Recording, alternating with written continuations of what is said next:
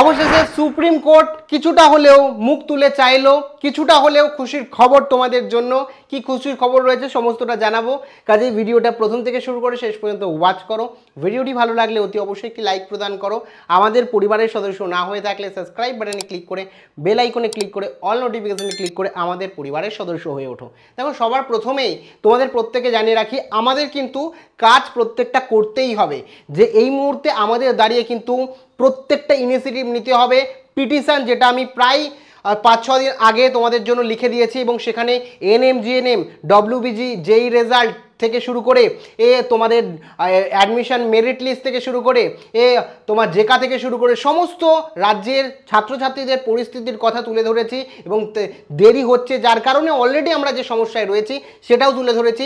সেই পিটিশনটাই কিন্তু তোমরা সিগনেচার করো, যাতে এটা বেশি পরিমাণে ভাইরাল হয় এবং মানুষ এই বিষয়টাই অবগত হয়, এবং আমাদের রাজ্যের এডুকেশন ডিপার্টমেন্টগুলো যাকে সরাসরি ট্যাগ করা রয়েছে, রাজ্যের মুখ্যমন্ত্রীকে ট্যাগ করা রয়েছে, যাতে তারা এই বিষয়ে কে সুপ্রিম কোর্টে জানাতে পারে বা এই বিষয়কে আরও বেশি জোর দিতে পারে। সেই কারণে পিটিশন অবশ্যই করো।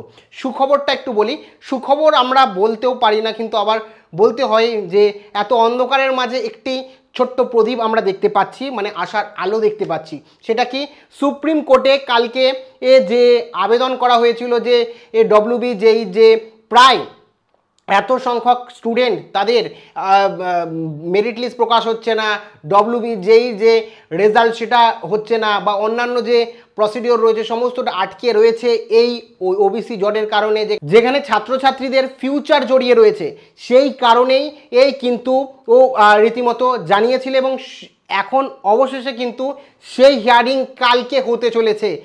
বৃহস্পতিবারই কিন্তু সেই হিয়ারিং হবে, যেটা আমাদের জন্য কিন্তু ওই বললাম হাজার অন্ধকারের মাঝে একটা আশার আলো। সেই কারণে খুব জোর কদমে কিন্তু মাস মেলিং করে যেতে হবে, এবং যাতে এই বিষয়টা আরও বেশি জোরদার হয় এবং এই বিষয়টা তুলে ধরতে পারে সুপ্রিম কোর্টের কাছে। অবশ্যই করবে, এটা ইম্পর্টেন্ট। একই সাথে পিটিশন অবশ্যই করবে, যা আমাদের হাতে আছে, 1-2 মিনিট সময় লাগে, সেটা অবশ্যই করে দেবে।